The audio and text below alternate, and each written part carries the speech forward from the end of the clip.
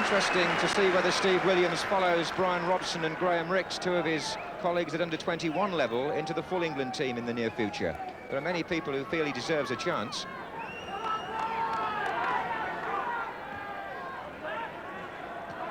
Cohen.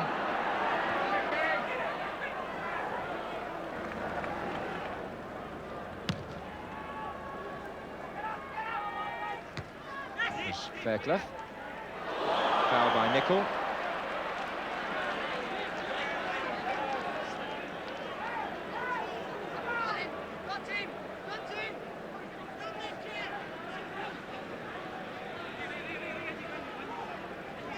Play in the first half pretty even. Southampton, as you might expect, having a shade more of the ball for the home side, but the score 1-1. Here's Williams. Shannon trying to hold off Dalglish and trying to put Holmes away, intercepted by Neil, and on the break Sammy Lee with Dalglish inside, on to Fairclough.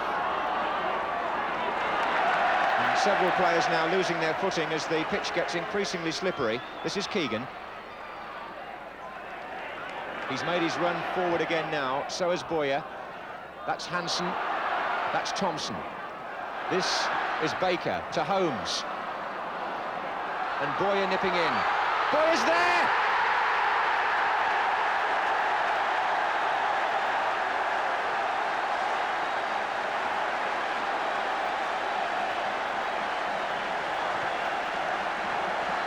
It's Boyer's first goal of the season, the man who scored 25 last year. And he scored in both matches against Liverpool too last season, and now he cashes in on a mistake by Abby Cohen. The ball not played back properly, and Boyer nipping in between Cohen and Clements to make it 2-1 to Southampton. 33 minutes gone.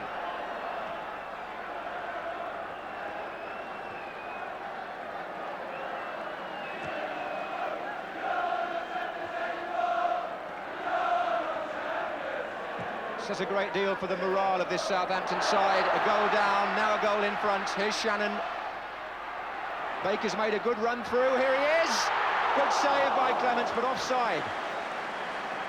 Offside against perhaps Baker, or maybe even Holmes, who was in there with him.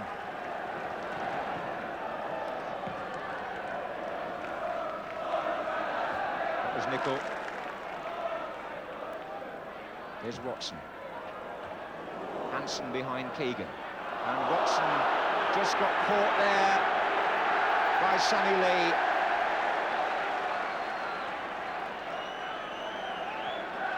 Sammy Lee, the smallest man on the field, gets the yellow card. He just caught Dave Watson as the Southampton number 5 came tearing past him. Fans needing the umbrellas, but well pleased, I would think, with the level of entertainment in this first half. Southampton leading by 2-1 on a ground where they can do little wrong, it seems, at present, and where the atmosphere in this tight enclosure always makes it a pleasure to watch football.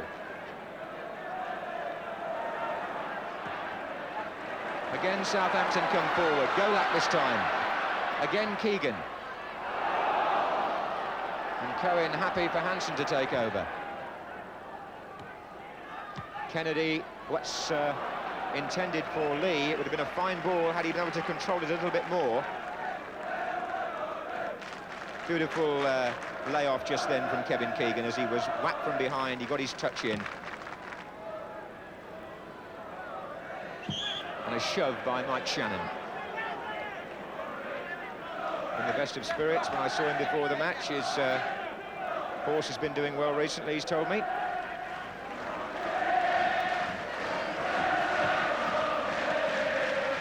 Here's Ray Kennedy. That's a good ball in for Lee. It's going to come to Dalglish. McDermott's pulled away at the far post if he can be found. And they found Souness. No, they haven't, because Baker made a tremendous challenge. But still Liverpool press and offside. Well, there really was an excellent tackle by Graham Baker in the Southampton penalty area there on Souness, which prevented Liverpool from getting back to 2-2. And the crowd applaud a very good half There were mistakes, but those made the match more exciting. Liverpool taking the lead through Graham Souness.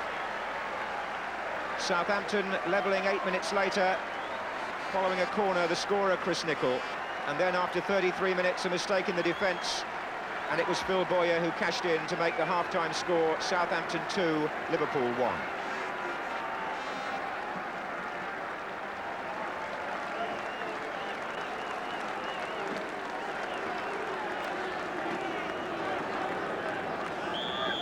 Liverpool's away form this season has been disappointing by their standards. They've lost at Leicester and at Bradford City. They've drawn at Coventry, Birmingham, and in the European Cup in Finland.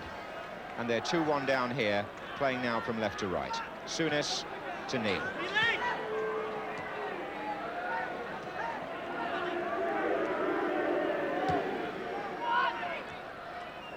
That was Dalglish, who was caught by Steve Williams.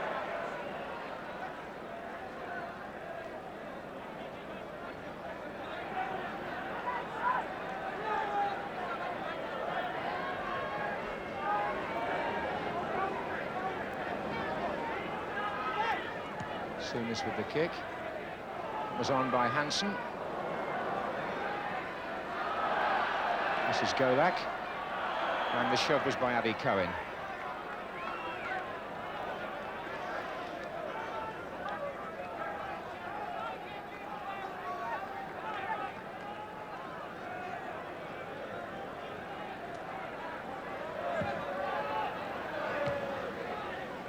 Here's Williams.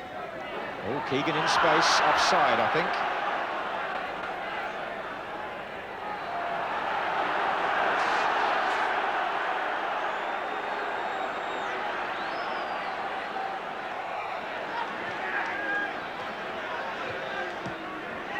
Holmes. Keegan. Shannon in the middle, Bowyer being joined by two others now, but not far enough forward.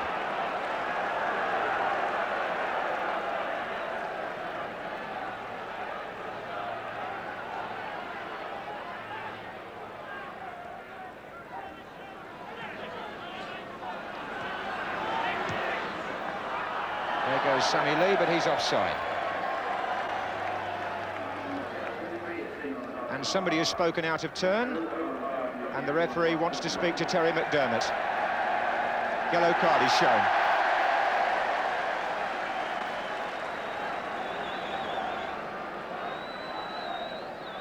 And an indirect free kick will be given for ungentlemanly conduct. So that's put Southampton in an attacking position.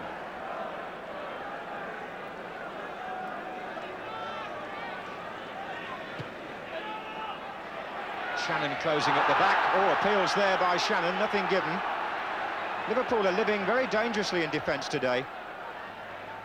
That was Nicholl. Golak, Watson is still forward.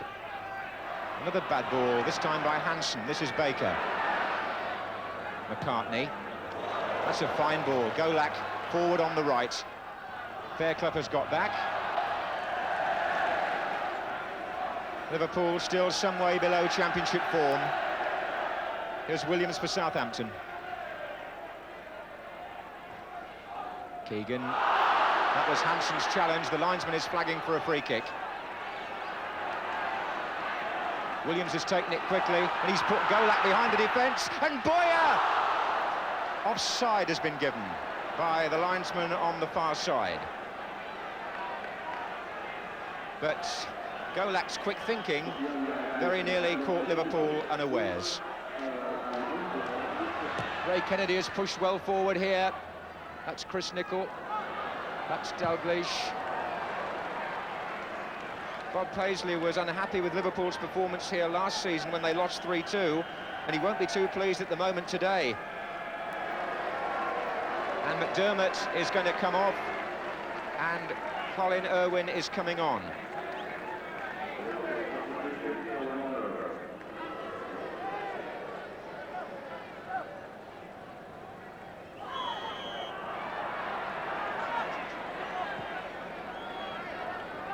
So we'll see how they readjust with Colin Irwin, who is nominally a defender.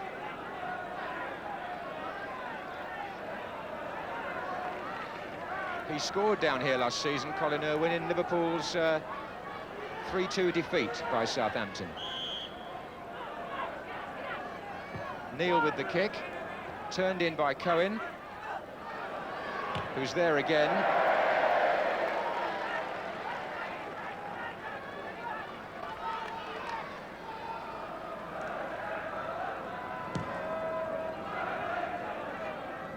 Hansen, Baker, Lee.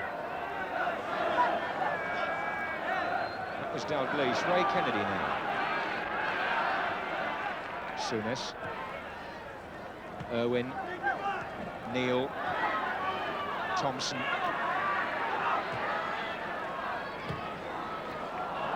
Liverpool's turn now to enjoy the greater share of possession.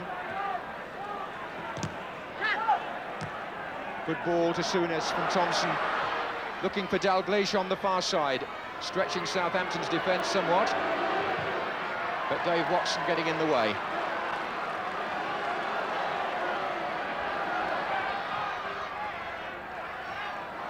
Out by Shannon, Souness, Irwin, Kennedy. Holmes robbing Kennedy and almost putting Keegan away. While Liverpool push forward as they've got to do, Southampton might catch them on the break. Here's Hansen.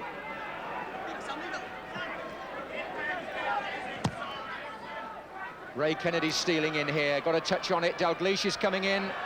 It's come to Souness! Dalglish, Fairclough, oh, McCartney on the line. Was it handball? A penalty for handball, is it? A penalty has been given. A penalty has been given. And a yellow card as well for deliberate handball to Mike McCartney. Fairclough's shot was bound for the net, and McCartney, putting the arm up, knocked the ball over the bar, and he's booked for deliberate handball, and Liverpool have a penalty, and McDermott, who took a penalty last season against Southampton, has been removed anyway and substituted, so it's going to be Phil Neal, another experienced penalty taker.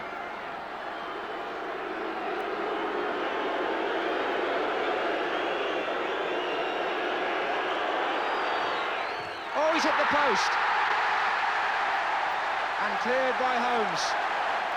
So a missed penalty, which could cost Liverpool dear. Phil Neal hasn't missed many. It isn't his first miss. He's normally so accurate, and he'd hit the post. With Wells going the right way.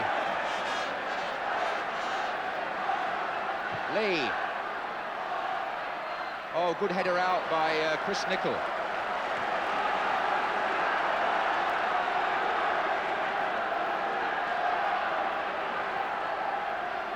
Well, the interesting thing about that is that had McDermott been on the field, he may well have taken the penalty himself. But there goes Neil trying to make amends. 3 in the centre. Fairclough.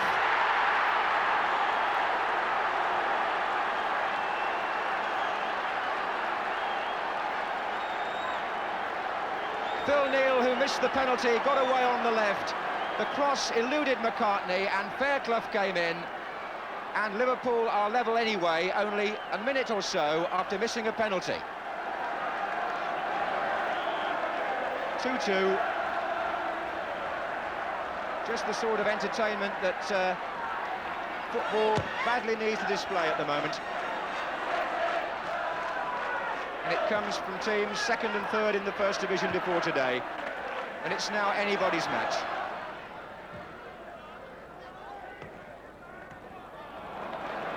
Shannon. Here's Williams. That's a foul by Hansen.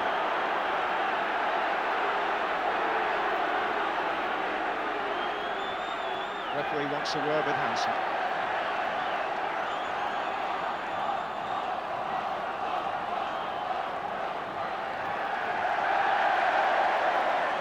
Yellow card for Alan Hansen.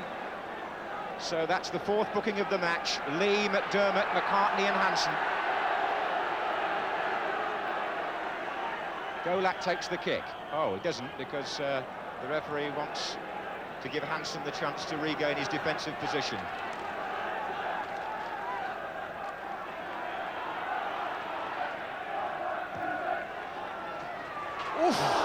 corner.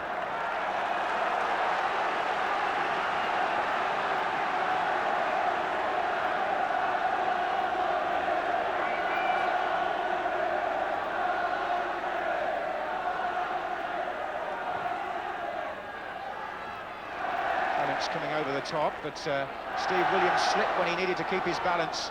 And look at that back heel by Kenny Dalglish to Abby Cohen. Well, that's Keegan on Cohen. And now I think the referee wants to speak to the European Footballer of the Year and give him the yellow card. So Keegan booked against his old club. We're in stoppage time anyway. And there isn't very much of that. Well, that was a full-blooded, entertaining match in many ways. There were 4 goals, there were 5 bookings, there was a missed penalty. So nobody can complain about lack of incident. David Fairclough equalised for Liverpool to earn them a point and spoil Southampton's 100% home record. But Liverpool are still looking for their first away win. The referee, who cautioned 5 players, among them the Southampton captain, Kevin Keegan, who finishes up on level terms with his old club, with a final score here of Southampton 2, Liverpool 2. Referee being booed off because the crowd clearly unhappy about the way some of the decisions went against Southampton.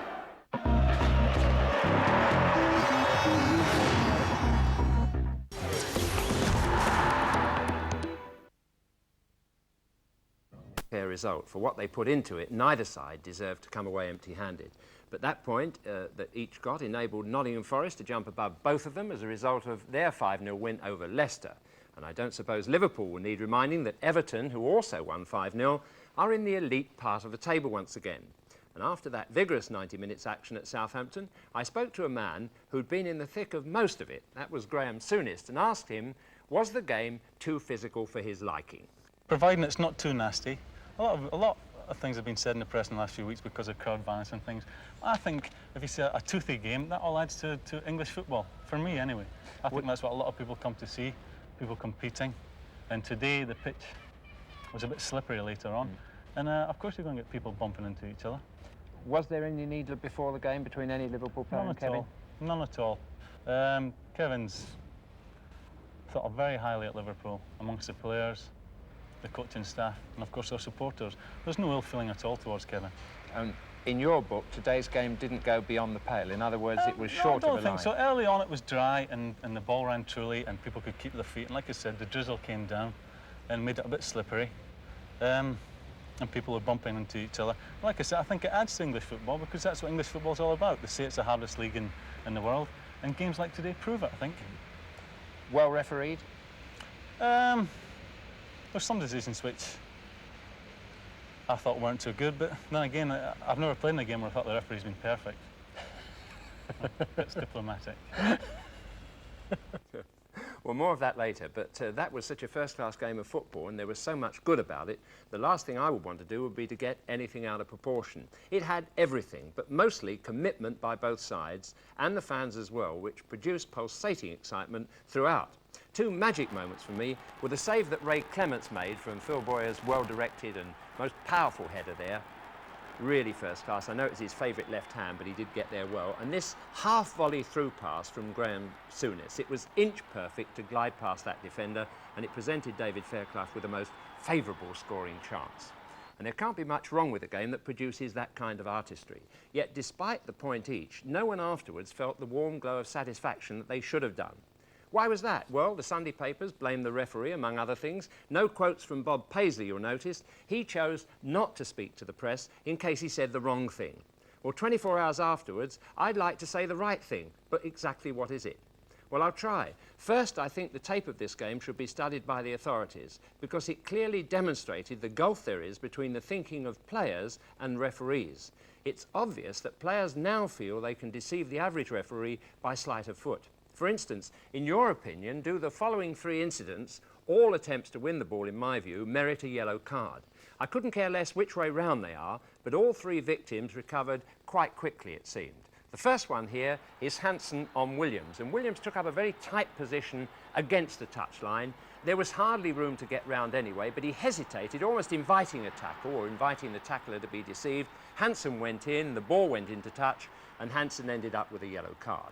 Then the next one was Keegan with his second attempt to get the ball on Cohen. Now, what I would be thinking here is he going for the ball? He certainly is there. And as he chases again, his foot's going in the direction of the ball, but it does get Cohen's ankle on the way there. He may have been hurt, but was the intention there to kick the player? And the last one here, Sammy Lee going up high for that ball with Watson. In my mind, he went for the ball. It did hurt Watson, who falls to the ground, but he's done the same sort of thing himself on other occasions. Well, now for our second game, the visit of Notts County, who've started the season so well, to Ashton Gate, where the departure of Alan Dix has left Bristol City with more than their fair share of problems. After the departure of Alan Dix 13 days ago, Bristol are now advertising the vacant manager's job. But with wide open spaces on the terraces at Ashton Gate for today's fixture against Notts County, does the Bristol chairman, Stephen Kew, begin to regret the departure of Alan Dix? Very much so. And let me make it quite clear, I did not, and we did not want him to leave the club. And we did not kick him upstairs or offer for him to go upstairs. We offered him the general managership, which is a job I feel this club needs anyway.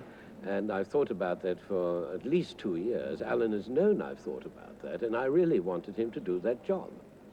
But he, in his wisdom, decided not to accept. But you are in a situation now without a win, bottom of the second division, and without a manager. Yes. And that's obviously not a happy situation. Not a happy situation, but we hope things will get better. But it wasn't to be a happy afternoon, despite early promise. Bristol City shaving up again, Jimmy Mann. Oh, a really good shot from Mann. And it was all that Abramovich could do to bundle that one away. But a really testing shot from the central midfield player.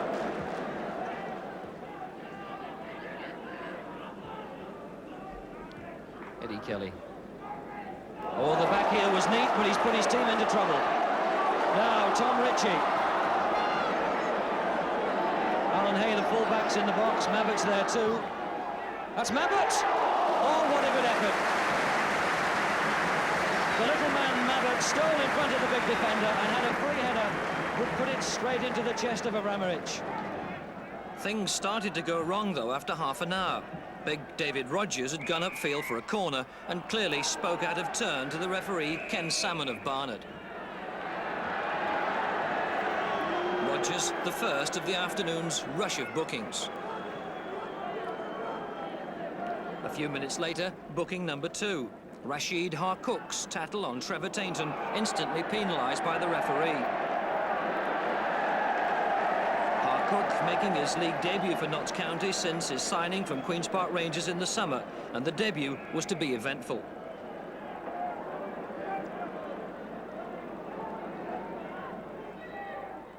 We rejoined the match action early in the second half. Now Mabbott. He's not offside, Ritchie. And has he got the legs of O'Brien? He has. O'Brien opens the hands. The professional's approach had no alternative, so he would feel, other than to hold the shirt of Tom Ritchie, who had got behind him as Bristol finally beat the offside trap. The cynical foul punished by another booking, but Bristol City's free kick producing nothing.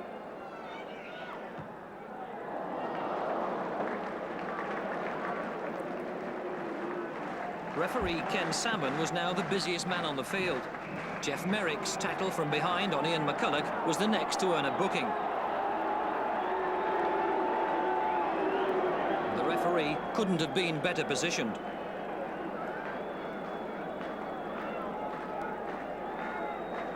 For a brief spell, though, the football was really entertaining. Ritchie. Oh, it was nearly an own goal by Richards. The defender holds up his hands, acknowledging he got ahead to that, and Abramovich had to produce the best save of the match from his own player. Gow with the corner. 6 Bristol City players in the box, but he couldn't find any of them. Now McCulloch. And Notts County is streaming forward. It's 4 on 4. Richards almost scored at the other end a moment ago. Hooks. Notts County were so quick to produce the counter-attack, almost catching Bristol City unawares. Hooks with the shot, scrambled away off the legs of Cashley.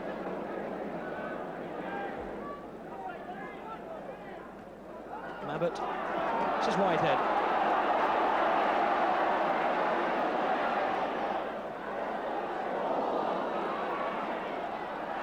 Gow. Tainton. Ritchie. Ritchie again. Off the line by the defender.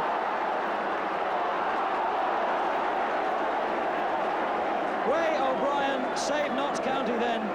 The narrowest of angles, but Ritchie managed to get the shot on goal.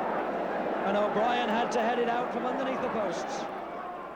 But after that entertainment, the game really started to turn sour. Although David Rogers appeared to stamp there on Ian McCulloch, the free kick was actually given to Bristol City. But it wasn't long after that when Rogers was on his way to the dressing room. Now that's broken for McCulloch. Hasn't got anybody in support at the moment.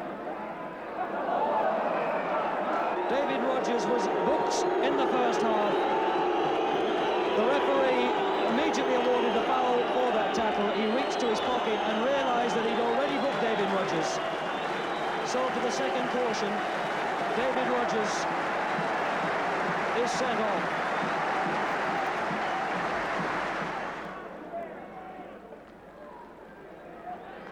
Now this is Hooks.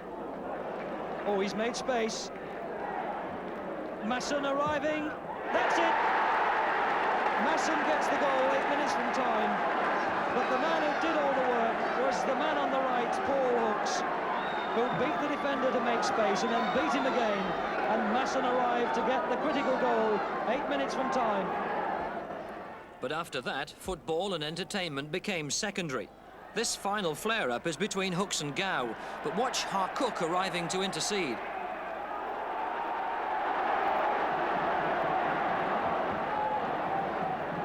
Harcook booked in the first half, marking his league debut for Notts County by being sent off. A booking for Gow, and afterwards I asked Harcook exactly what had happened.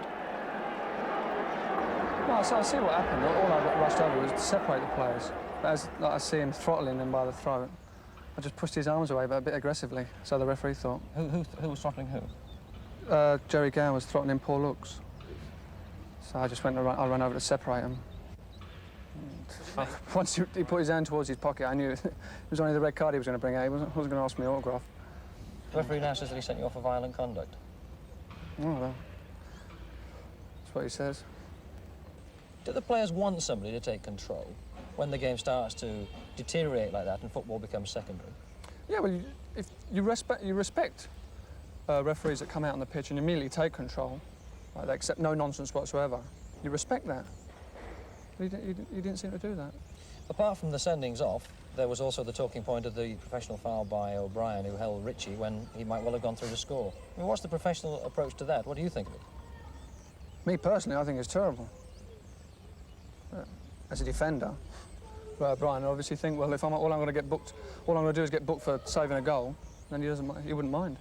But as an attacker, being robbed of virtually a goal, I think it's terrible. And what should the punishment be? Because there are suggestions that perhaps it should be a penalty or a free kick on goal. I think a free kick on goal would be a good thing. Just outside the box. Maybe not 12 yards. I mean, not 12 yards like a penalty, but 18 yards. Just a straight shot at goal. Well, in case you wanted further confirmation of the point I made after our main match, it was there at Ashton Gate. Too much unnecessary needle between the players, strong disciplinary action applied by the referee, but with little understanding of each other's point of view. Well, now let's take another look at the second division, be it a brief one, where Derby County, second in the table, met Wrexham, poised around the halfway mark. And I can tell you there's a goal scored, which is well worth a second look. Your commentator, as we join the game in the first half, is Barry Davis.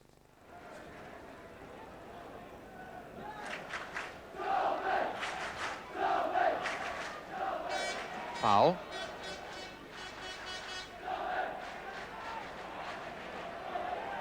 Vinter. Classic ball inside the back. It happened to be Osgood. This is Edwards.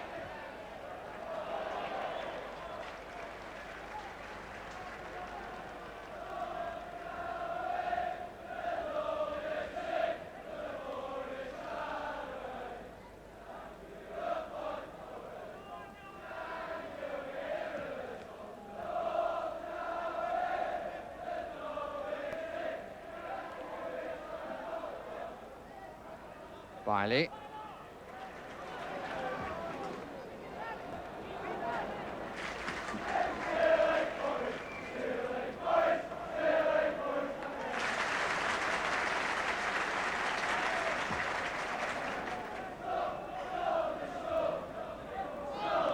Handball by McNeil. Just crooked his arm in order to be able to take the ball.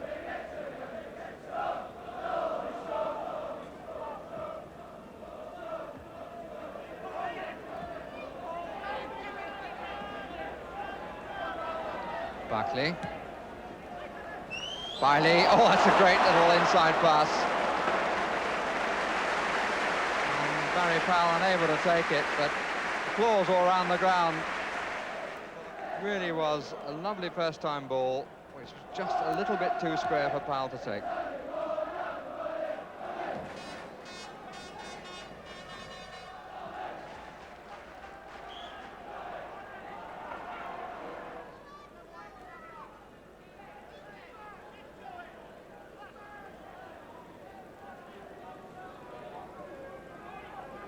Edwards and Vinter, the two at the top of the picture as we look.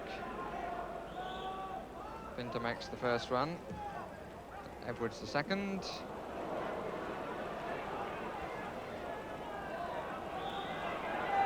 A rather extravagant piece of getting his body between opponent and the ball by Swindlehurst, concedes the free kick.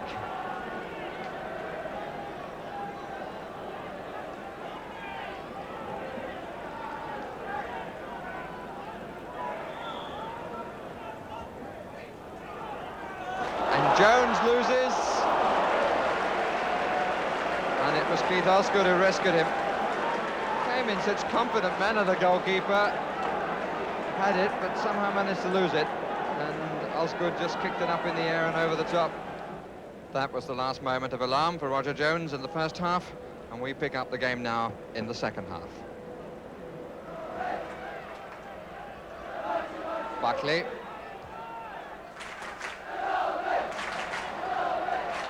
Well, one back by Empson.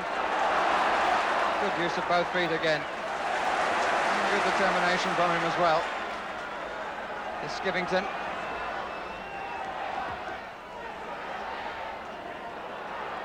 Comes Buckley. Empson.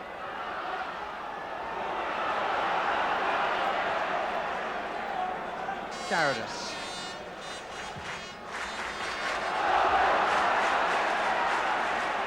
Having perhaps their best spell of the match. And here's Biley, and that's the goal. No, it's not. No, it's not. Put up, given against Biley. Referee with arm aloft, indicating a dangerous kick by Alan Biley, and the goal does not stand. Wrexham want to make a substitution. And it's Dixie McNeil, who hurt his foot in the first half, who goes off, to be replaced by Alan Hill.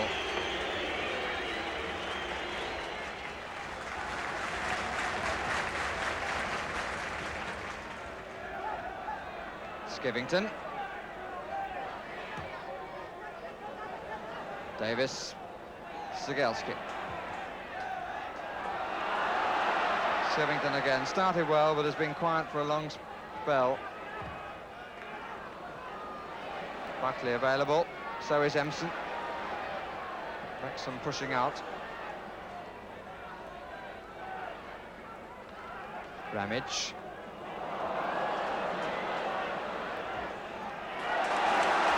Emery doing very well to collect that. And Powell, and finally touched in by Swindlehurst. No, off the line by Hill. And here's Buckley. And the whistle goes for the trip for there must be some sort of record. I think that was Alan Hill's first touch of the ball. And he cleared off his line to deny Swindlehurst.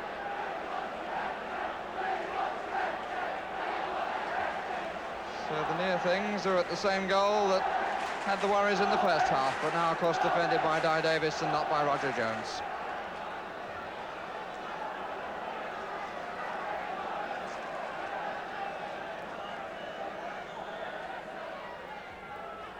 Steve Emery. Oh, he hit it well. And he wasn't too far away either.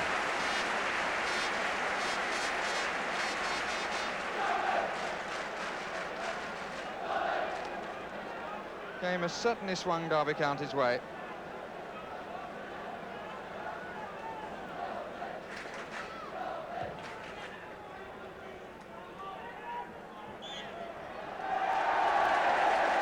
And they have another free kick against Edwards.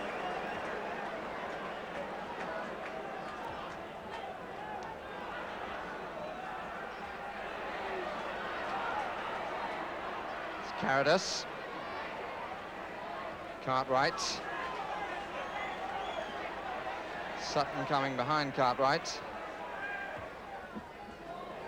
And Edwards shot! Oh! That is a marvellous goal! And no wonder Roger Jones looks like that. He read that and absolutely buried it. The goal coming very, very much against the run of play in the second half. And he hit that so well. And Wrexham have a lead of 1-0. And that's the way the match ended. But what a goal that was. I expect we should be seeing that a few times in the coming weeks.